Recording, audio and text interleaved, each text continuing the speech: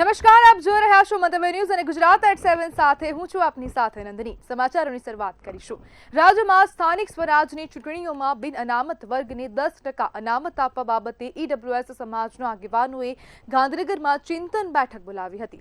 સરકાર દ્વારા ઝવેરી કમિશનની ભૂલો બાબતે ગંભીરતા દાખવી અને વસ્તી આધારે ઈડબ્લ્યુએસ સમુદાયને સ્થાનિક સ્વરાજની ચૂંટણીઓમાં અનામત મળે તેવી રજૂઆત કરવામાં આવશે તેવો ઠરાવ પસાર કરવામાં આવ્યો હતો। કેન્દ્ર સરકાર અને રાજ્ય સરકારે જે 10% અનામતની જોગવાઈ કરી છે તે બાબતે આભાર પ્રસ્તાવ બેઠકમાં રજૂ કરાયો હતો।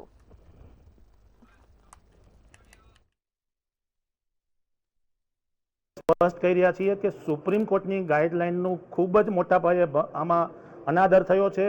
આજે 10 રિઝર્વેશન અપાયું છે।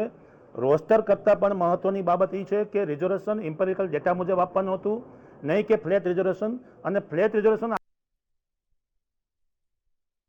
સાથે એને આઈડેન્ટિફાઈ કરવું જોઈએ કે કયા વોર્ડની અંદર, કયા બ્લોકની અંદર કોની કેટલી વસ્તી છે। રિઝર્વેશનનો જે રોસ્ટરનો જે ક્રમાંક નક્કી કરવાનો છે, ક્રમાંક નક્કી કરવા માટેના પણ ક્રાઇટેરિયામાં ઉલ્લંઘન કરવામાં આવ્યા છે। ચિંતન શિબિરમાં ઘણા બધા પાસાઓની ચર્ચા થઈ અને બધા જ જે પ્રતિનિધિઓ હાજર હતા એમને એવું નક્કી કર્યું કે સંયુક્ત રીતે આ ઝુંબેશમાં આપણે સ્વૈચ્છિક રીતે અને સંયુક્ત રીતે જોડાઈએ અને સંયુક્ત રીતે બિન અનામત વર્ગ વતી આ લડત લડીએ એવું સર્વાનુમતે નક્કી થયું છે અને ક્ષત્રિય સમાજ સહિત બધા જ સમાજો એમાં સહમત છે। હાજર છું અને એમાં જેમ ઇલેક્શનમાં 10% નથી મળતું, જેમ એજ્યુકેશનમાં મળે છે, એમ્પ્લોયમેન્ટમાં મળે છે અમને 10% અનામત, એ રીતે ઇલેક્શનમાં પણ 10% અનામત અમને મળવું જોઈએ। અને જનરલ કેટેગરીની જ્યાં જે સીટો છે ત્યાં ગાડી અન્ય સમાજના ઉમેદવારો ના ઉભા રહે અને જે વસ્તીના ધોરણે અમારા ઉમેદવારો નક્કી કરવામાં આવે અને એ પ્રમાણે જે રોટેશન પદ્ધતિમાં કંઈક ઝવેરી પંચની જે લાગુ પડવાની છે જે એમની સૂચનાઓ અને માર્ગદર્શન, એ ઝવેરી પંચની સૂચનાઓ અને માર્ગદર્શન મુજબ રાજ્ય સરકાર કામ કરે એવી અપીલ કરવા માટે અમે દિનેશભાઈ અને રણજીવભાઈની સાથે છીએ, ક્ષત્રિય સમાજ અને પાટીદારની સમાજની સાથે। અમદાવાદના વટવા ખાતે ડિમોલિશનની પ્રક્રિયા શરૂ કરવામાં આવી છે। વટવા વાનરવટ તળાવની 58,000 ચોરસ મીટર જગ્યા ખુલ્લી મુકાશે। 430 રહેણાંક અને 30 કોમર્શિયલ બાંધકામ દૂર કરવાની પ્રક્રિયા શરૂ કરાઈ હતી। 10 હિટાચી અને 5 જેસીબી દ્વારા દબાણ દૂર કરવાની પ્રક્રિયા કરવામાં આવી હતી। 2010 પહેલા વસતા લોકો માટે વૈકલ્પિક વ્યવસ્થા કરાઈ છે। તળાવોનું ઇન્ટરલિંકિંગ કરવાનું હોવાથી દબાણ દૂર કરાયું હતું। વાનરવટ તળાવ, મહાલક્ષ્મી તળાવ, રોપડા તળાવનું ઇન્ટરલિંકિંગ કરવામાં આવશે।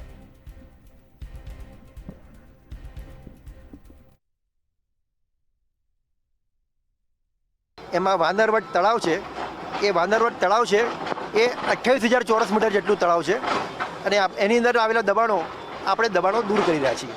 કુલ 400 જેટલા મકાનો છે આની અંદર અને 30 જેટલા કોમર્શિયલ છે, એટલે આપણે આ બધા મકાનો દૂર કરીશું આપણે। અને એની સાથે 24 મીટરના 2 ટીપીના રોડ છે અને 18 મીટરના પણ ટીપીના રોડ છે, તો આ ટીપીના રોડ પણ ખુલ્લા કરીશું, એટલે ગોળ ફરતા આખા ટીપીના રોડ પણ ખુલી જશે। આજે કેટલી જગ્યા ટોટલ ખુલ્લી થવાની? 58,000 ચોરસ મીટર જેટલી 58 આપણે ખુલ્લી કરીશું। વાનરવટ તળાવ 28,000 ચોરસ મીટર જેટલા એરિયામાં છે અને લગભગ 430 જેટલા રહેણાંકના અને 25 જેટલા કોમર્શિયલ અંદર બાંધકામો આવેલા છે। વોટર બોડીની અંદર આ બધા બાંધકામો હોય, કલેક્ટરશ્રી પાસેથી તળાવનું પોઝિશન મળ્યા બાદ હવે તળાવને ડેવલપમેન્ટ કરવાનું પ્લાનિંગ છે। વત્તા વાનરવટ તળાવ, મહાલક્ષ્મી તળાવ અને રોપડા તળાવ ત્રણને ઇન્ટરલિંક કરવાનો પ્રોજેક્ટ ચાલી રહ્યો છે। આપણે જોયું હશે કે લાઈન નાખવાનું કામ ચાલુ થઈ ગયું છે, એટલે એના ભાગરૂપે આપણે આ જે પણ અહીંયા ઇલીગલ જે બાંધકામ છે એને આપણે દૂર કરી રહ્યા છીએ। 2010 પહેલાં જે લોકો રહેતા હોય અહીંયા અને જેની પાસે 2 પુરાવા હોય રહેણાંકના 2010 પહેલાંના, એ લોકોને આપણે વૈકલ્પિક આવાસ આપીશું અને એની પુરાવાની અને અરજી એકત્ર કરવાનું કામ પણ પેરેલલ આપણે ચાલુ કર્યું છે। પાલનપુરના જગાણા ખાતે આવેલી સરકારી એકલવ્ય મોડેલ સ્કૂલમાં ફૂડ પોઈઝનિંગની ઘટના વધુ ગંભીર બની રહી છે।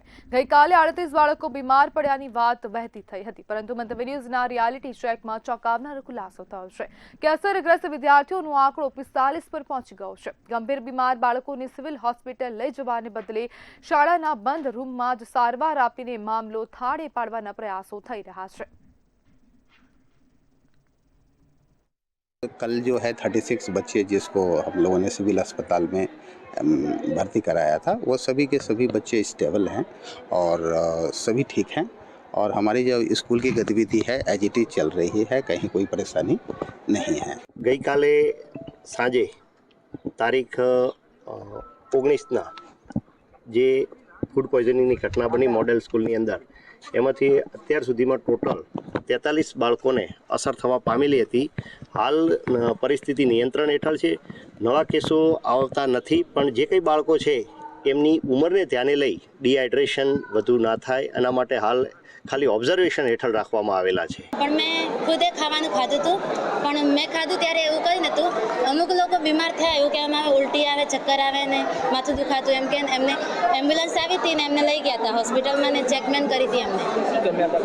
કાલે પાલક શાક રોટલી દાળ ભાત ને દહીં સલાડ પણ હતું. દરરોજ જેમ હાલ મળે એવું જ, હાલ મેં કીધું એવું જ દરરોજ મળે, પણ અલગ અલગ શાકભાજી મળે બસ. આવેલી 102 મોડેલ સ્કૂલમાં આજે મંતવ્યની ટીમ રિયાલિટી ચેક કરવા માટે આવી છે. જે પ્રકારે ગઈકાલે ઘટના બની હતી, 38 જેટલા બાળકો ફૂડ પોઈઝનિંગનો ભોગ બન્યા હતા ને ત્યારબાદ અત્યારે જે પ્રકારે આ બાળકોને જે ભોજન પીરસવામાં આવી રહ્યું છે, જેમાં રોટલી શાક દાળ ભાત અને ફ્રૂટ સહિત જે ભોજન આ બાળકોને પીરસવામાં આવી રહ્યું છે. પાલનપુર એકલવ્ય સ્કૂલમાં ફૂડ પોઈઝનિંગની ઘટના સામે આવી હતી. ત્યારે આ ઘટનાને લઈ અખિલ ભારતીય વિદ્યાર્થી પરિષદ સ્કૂલ પર પહોંચ્યું હતું અને આચાર્યને સસ્પેન્ડ કરવાની માંગ કરવામાં આવી છે. સમગ્ર ઘટનામાં શાળાની બેદરકારીના એબીવીપી દ્વારા આક્ષેપ કરવામાં આવ્યા હતા.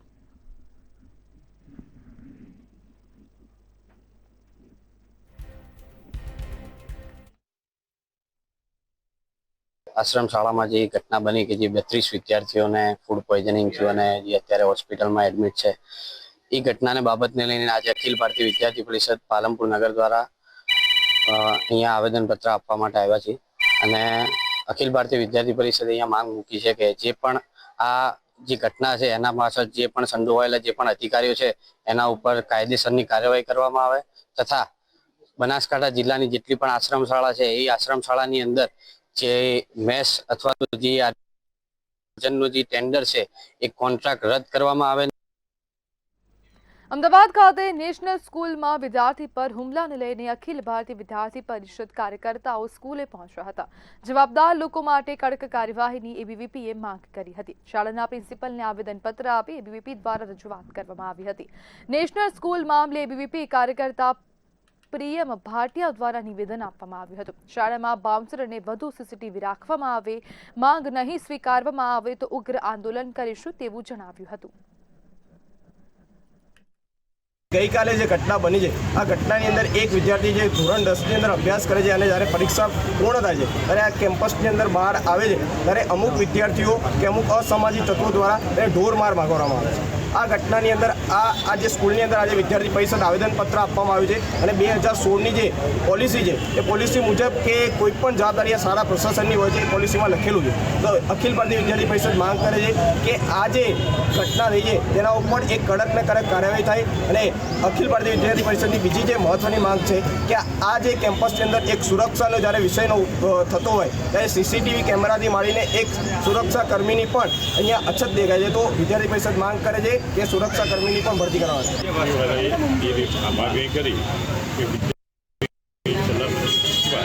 એ માટે તમારે પગલાં લેવા જોઈએ. અત્યારે હાલ જ અમે અમારી સ્કૂલમાં 2 સિક્યુરિટી રાખ્યા છે, એ એમને બતાવે કે અમે જેનો અમલ ચાલુ કર્યું. શાળા તરફથી હવે ઘનિષ્ઠ ચેકિંગ કરવામાં આવશે. શાળાની આજુબાજુના વિસ્તારમાં પણ શિક્ષકોના અને સુરક્ષા એજન્સીને એલર્ટ રાખવામાં આવશે કે બહાર જઈને પણ વિદ્યાર્થીઓ કોઈ પણ પ્રકારની ખબરો ના કરે. ગુજરાતી મહિલા એજન્ટોની છેતરપિંડીનો ભોગ બની છે. નવસારીની એક વિધવા મહિલાને ફૂડ પેકિંગની નોકરીના બહાને બેલારુસ મોકલીને ત્યાં તબેલામાં કામ કરવા મજબૂર કરવામાં આવતા ખળભળાટ મચી ગયો છે. નવસારીની રહેવાસી અને 3 સંતાનોની માતા મીનાબેન જોશી નામની વિધવા મહિલા વડોદરાના એક એજન્ટના સંપર્કમાં આવી હતી. એજન્ટે તેમને બેલારુસમાં ફ્રૂટ પેકિંગના કામમાં માસિક 90,000 રૂપિયાના પગારની લાલચ આપી હતી. નવસારીની મહિલા બેલારુસમાં ફસાઈ અને ગુજરાતી મહિલા એજન્ટોની છેતરપિંડીનો ભોગ બની.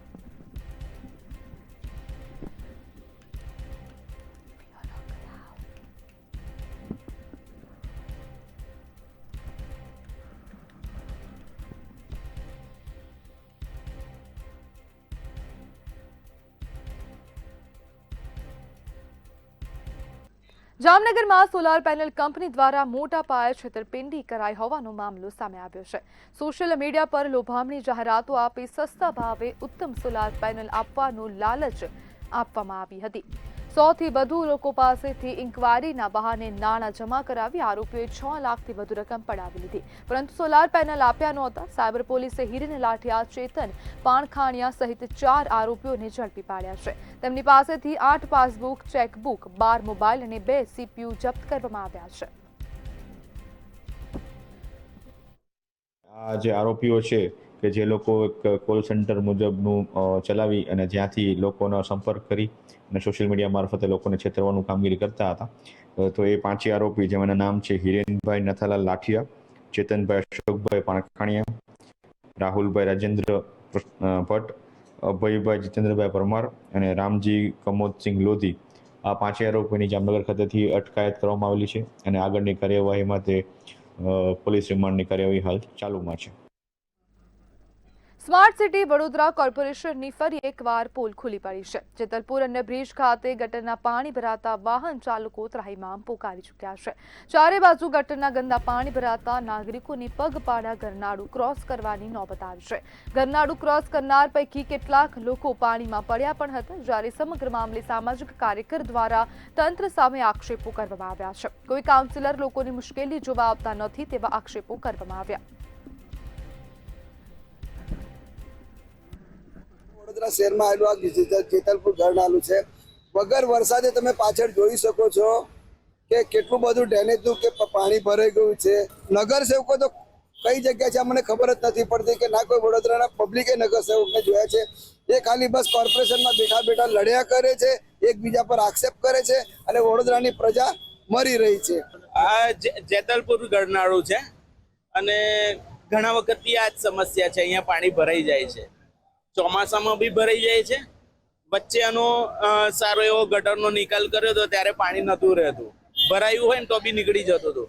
પણ હાલ કેટલા વખતથી પાછી આ સમસ્યા સર્જાઈ છે. તંત્ર માટે અમે એટલી જ અપીલ કરીએ છીએ કે થોડું ડેડિકેશનથી કામ કરે અને આ જે ગટરો ને બધું જો સાફ કરાવે તો અમારા જેવા રાહદારીઓ અને બીજા બધા કેટલા બી પ્રવાસીઓ છે જે અહીંથી જતા હોય એ લોકોને આવી નુકસાની ના ભોગે. કેટલા લોકો પડી જતા હોય. ભૂતકાળમાં જૂનાગઢ મહાનગરપાલિકા દ્વારા શરૂ કરવામાં આવેલી સિટી બસ સેવા લાંબા સમયથી બંધ છે, જેને કારણે શહેરીજનોને અવરજવર માટે ફરજિયાતપણે ખાનગી રિક્ષાઓ કે પોતાના વાહનોનો સહારો લેવો મજબૂર બન્યા છે. શહેરમાં ઠેર ઠેર આવેલા સિટી બસ સ્ટેન્ડ અત્યારે ખખડધજ હાલતમાં જોવા મળી રહ્યા છે. ત્યારે મનપાના સ્ટેન્ડિંગ કમિટીના ચેરપર્સને દાવો કર્યો છે કે કેન્દ્ર સરકારની PM બસ યોજના હેઠળ જૂનાગઢને ટૂંક સમયમાં પ્રદૂષણ મુક્ત ઇલેક્ટ્રિક બસો ફાળવવામાં આવશે. આપણે જોઈએ કે કોરોના સમયથી જે જૂની સિટી બસ ચાલુ હતી એમને બંધ કરી દેવામાં આવી. નવી તો ચાલુ નથી કરતા, જે 5 વર્ષ જેવો સમય થઈ ગયો, પણ જે જૂની હતી સુવિધા જે લોકોને મળતી સસ્તી છે, ટ્રાન્સપોર્ટેશન છે, હવે ઊંચા ભાડા દઈને લોકોને આપણે જોઈએ કે 5 વર્ષથી આ સિનિયર સિટીઝનો મહિલાઓ હેરાન થાય છે. ત્યારે જૂનાગઢના શાસકો દ્વારા ગત બજેટમાં જનરલ બોર્ડમાં એવું કીધું હતું કે ભાઈ દિવાળી પહેલા અમે તમામ સિટી બસો ચાલુ કરી દઈશું. એને બદલે આપણે જોઈએ કે હજી 70% સુધીની કામગીરી થાય એવા દાવા કરવામાં આવે છે, પણ હજુ તો આપણે જોઈએ કે બસ સ્ટેન્ડમાં હજી કાંકરી પણ નથી આવી. જૂનું સિટી બસ સ્ટેન્ડ આઝાદ ચોક ખાતે છે, એમાં કાંકરી પણ નથી હલાવી છે. કેન્દ્ર સરકાર દ્વારા એક મહાનગરપાલિકાઓને એક PM બસ એ આપવા માટે કેન્દ્ર સરકારે મતલબ યોજના કરી છે અને એ અંતર્ગત જૂનાગઢની અંદર સિટી બસ સ્ટેશન કે જે બસ હશે કે જે પોલ્યુશન ફ્રી હશે, ગ્રીન બસ કહી શકાય એવી બસ છે એ કેન્દ્ર સરકાર આપણને ફાળવવાની છે. એનું ઇન્ફ્રાસ્ટ્રક્ચર અમે ઊભું કર્યું છે. એમાં ચાર્જિંગ સ્ટેશન છે એ લગભગ પૂર્ણતાના આરે છે અને એનું બસ ટર્મિનલ છે એ બસ ટર્મિનલ પણ અમે કરવાના છીએ. હવામાન વિભાગ દ્વારા કમોસમી વરસાદની આગાહી કરવામાં આવી છે. ઉત્તર ગુજરાત, કચ્છ અને સૌરાષ્ટ્રમાં માવઠાની આગાહી કરાઈ છે, જેના પગલે ખેડૂતોમાં ચિંતા પ્રસરી ગઈ છે. ખાસ કરીને આંબાના બગીચા ધરાવતા ખેડૂતોમાં વ્યાપક ચિંતા જોવા મળી રહી છે. અઠવાડિયામાં 3 વેસ્ટર્ન ડિસ્ટર્બન્સ સક્રિય થવાની સંભાવના વ્યક્ત કરવામાં આવી છે. રાજ્યના લઘુત્તમ તાપમાનમાં 1 થી 2 ડિગ્રીનો વધારો ઘટાડો જોવા મળશે.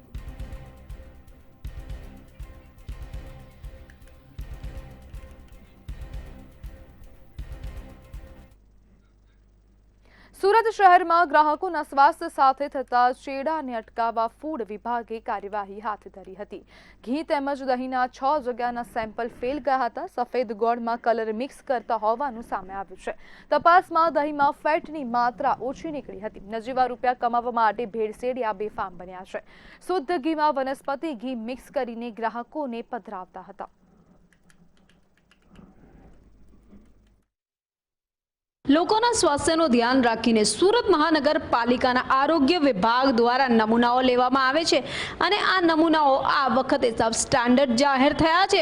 હાલ સેના નમૂના લેવામાં આવ્યા છે. લોકોના આરોગ્ય સાથે કોણ અને ક્યાં ચેડા કરતું હતું, આ તમામની માહિતી માટે મંતવ્ય ન્યૂઝની ટીમ જ્યારે પહોંચી છે આરોગ્ય વિભાગના અધિકારી પાસે, ત્યારે એફઆઈ બ્રહ્મભટ્ટ સર આપણી સાથે આપણે એમની જોડે વાત કરીને જાણે એમનું શું કહેવું છે. સર, અત્યારે સેના નમૂના લેવામાં આવ્યા અને વધારે કરીને નમૂનાઓ ટેસ્ટિંગમાં સબ સ્ટાન્ડર્ડ જાહેર કઈ રીતની કાર્યવાહી ક્યાં થઈ? હું B R Brahmbhatt, food safety officer, Surat મહાનગરપાલિકા.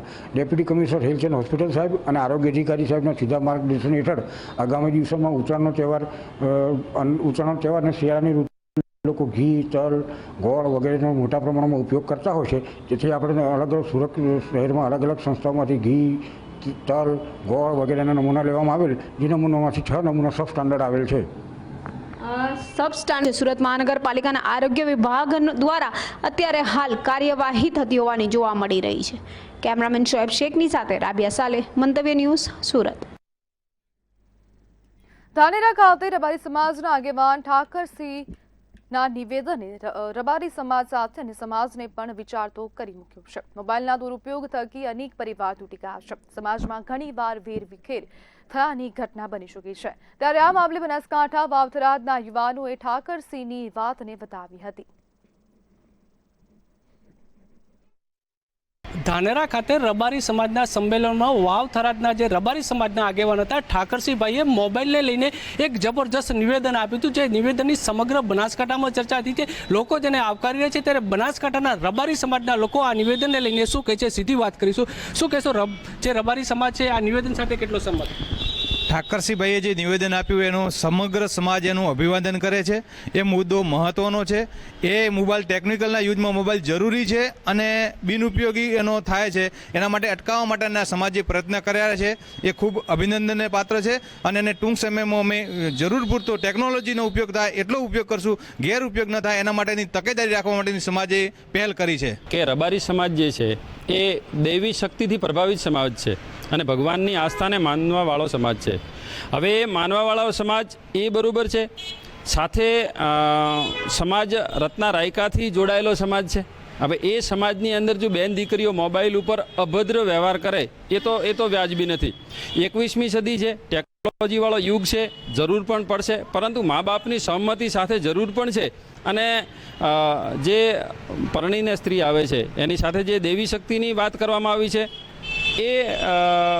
એ સાથે જો મોબાઈલનો ઉપયોગ ઓછો કરે એના માટેની આ વાત એમને ખૂબ સારી કરી છે. જે તે સમયમાં અત્યારે કોમ્પ્યુટર યુગથી મળીને ટેકનિકલ યુગથી મળીને મોબાઈલ સુધીની વાત છે. તો મોબાઈલની અંદર જે અત્યારના છોકરાઓ નાની ઉંમરથી મળીને જે જુવાન યુગના છોકરાઓ છે, બહેનો છે, દીકરીઓ છે, એને જરૂર કરતાં વધારે મોબાઈલ આપવો ન જોઈએ. હાલની જે ઇન્સ્ટાગ્રામની રીલો જોતી હોય અને એવા જ સંસ્કારો એના બાળકમાં આવે છે, એટલે આપણે મોબાઈલનો ઉપયોગ કરવો જોઈએ. પણ જ્યારે કે એમને કોઈ સરકારી નોકરી હોય, કોલેજનું એમને કોઈ ભણવાનું ચાલુ હોય, એમના ઉપર જે આવતું હોય, બાકી હાલની તારીખમાં ઇન્સ્ટાગ્રામનો યુગમાં જે ઉપયોગ કરે છે એ ખરેખર બિનવ્યાજબી કહેવાય. તો તમામ પ્રશ્નોનું સોલ્યુશન માત્ર એક શિક્ષણ છે. ચોક્કસથી. તો આ હતા બનાસકાંઠાના રબારી સમાજના આગેવાનો જેમણે ઠાકરસિંહભાઈજીનું જે નિવેદન આપ્યું હતું એ નિવેદનને ક્યાંક ને ક્યાંક સપોર્ટ આપ્યો છે. ત્યારે 25 તારીખે જે બંધારણ ઘડાઈ રહ્યું છે ત્યારે સમાજ મોબાઈલને લઈને કેવા નિયમો બનાવે છે એ જોવાનું રહ્યું. પ્રકાશ ત્રિવેદી, મંતવ્ય ન્યૂઝ, બનાસકાંઠા. ભાવનગરના નવનીત બારદિયા ઉપર થયેલ હુમલાને મામલો સામે આવ્યો હતો. ત્યારે તળાજાના ધારાસભ્ય ગૌતમભાઈ ચૌહાણે મૌન તોડ્યું છે. તેમણે જણાવ્યું કે એસઆઈટીની રચના થઈ છે અને યોગ્ય તપાસ ચાલી રહી છે. ભોગ બનનાર કહી રહ્યા છે કે જયરાજ આહિરનો હાથ છે. અગાઉ એમએલએ પર પણ સમાધાનને લઈને આક્ષેપો થયા હતા. આપ સૌ જાણો છો તેમ કોળી સમાજના બધા જ આગેવાનો, ધારાસભ્ય, મંત્રીઓ, સાંસદો બધા જ મુખ્યમંત્રીશ્રીને મળ્યા હતા અને એના રિઝલ્ટ સ્વરૂપે આપ સૌ જાણો છો તેમ તાત્કાલિક સીટની રચના કરવામાં આવી.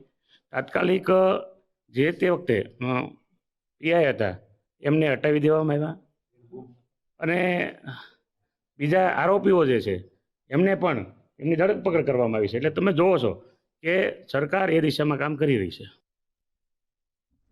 સમાચારમાં આગળ વાત કરીએ તો અમદાવાદથી સમાચાર સામે આવી રહ્યા છે તો આ મહત્વપૂર્ણ સમાચાર સામે આવી રહ્યા છે. અમદાવાદથી આ મહત્વપૂર્ણ સમાચાર જેમાં એમસીએ ફાયર સ્ટેશન ઓફિસરો માટેની પરીક્ષા રદ કરી છે.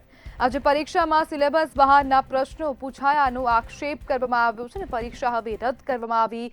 આગામી 11 ફેબ્રુઆરીના ફરી પરીક્ષા લેવામાં આવશે.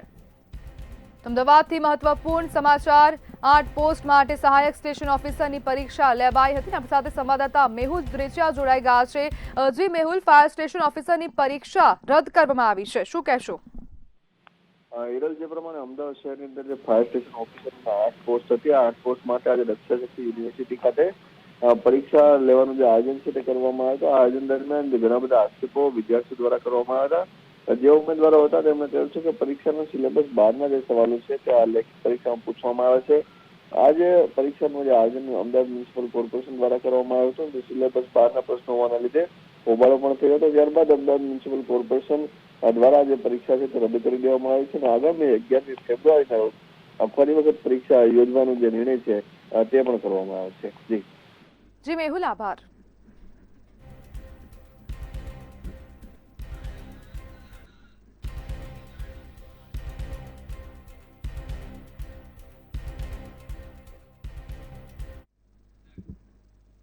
તો આણંદથી સમાચાર સામે આવી રહ્યા છે. કાસોર ગામમાં જે ઘરફોડ ચોરી થઈ હતી તેનો ભેદ ઉકેલવામાં આવ્યો છે તો પોલીસ દ્વારા મહત્વપૂર્ણ કામગીરી કરવામાં આવી. ફરિયાદીના પિતરાઈ ભાઈ જ ચોર નીકળ્યો છે.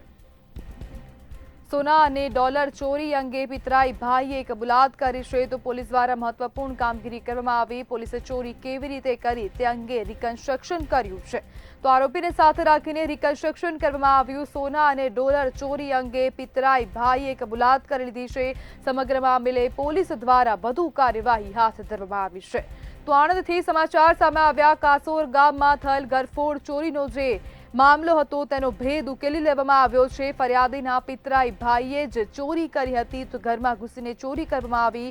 સોના અને ડોલર ચોરી અંગે પિતરાઈ ભાઈએ કબૂલાત કરી લીધી છે. જ્યારે પોલીસે ચોરી કેવી રીતે કરી તે અંગે રિકન્સ્ટ્રક્શન કર્યું છે. આરોપીને સાથે રાખીને ઘટનાનું રિકન્સ્ટ્રક્શન કરવામાં આવ્યું.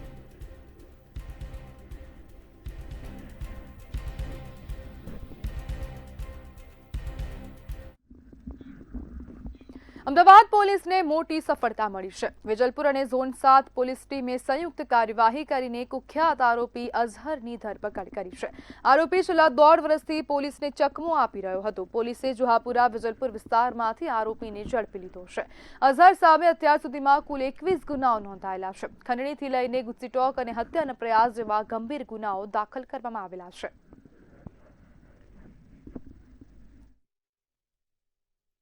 વેજલપુર પોલીસ અને ઝોન 7 એલસીબી દ્વારા જુહાપુરાના કુખ્યાત કેટલી ગેંગના સરગના અઝહર કેટલીની ધરપકડ કરવામાં આવેલ છે. એ આરોપી છેલ્લા 1.5 વર્ષથી પોલીસની ગિરફ્તથી બહાર હતા અને એને વોચ ગોઠવી અને હ્યુમન અને ટેક્ટિકલ ઇન્ટેલિજન્સ આધારે એની ધરપકડ કરેલી છે. એ જુહાપુરા વિસ્તારમાંથી વેજલપુર વિસ્તારમાંથી ધરપકડ થયેલી છે અને એને પાસે એક વ્હીકલ હતા અને એ વ્હીકલની સર્ચ દરમિયાન 16,50,000 જેટલા કેશ અને 51 ફોરેન કરન્સીના નોટ પણ આપણા કબજા કરેલા. તો સમાચારમાં હાલ બસ આટલું જ. વધુ માહિતી માટે જોતા રહો મંતવ્ય ન્યૂઝ. નમસ્કાર.